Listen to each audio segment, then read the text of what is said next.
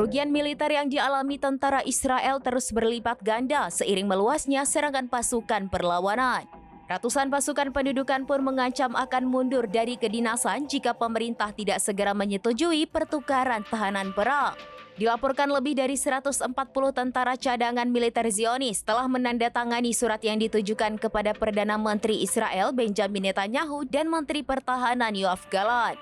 Adapun surat yang dilayangkan oleh ratusan tentara cadangan itu berisi ancaman bahwa mereka keluar dari dinas dan penugasan militer. Dikatakan aksi ini akan mereka lakukan jika pemerintah tak segera melakukan pertukaran tahanan dengan Hamas.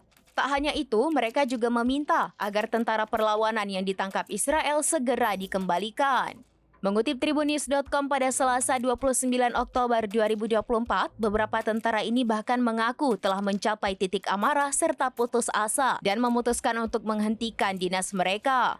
Tentara Israel sendiri mengumumkan bahwa jumlah pasukannya yang tewas hingga saat ini mencapai 898 orang dalam operasi Banjir Al-Aqsa.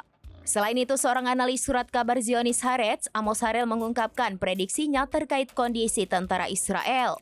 Amos memperingatkan jika rezim Zionis hanya akan terjebak di rawa jalur Gaza dan Lebanon jika terus melanjutkan perang.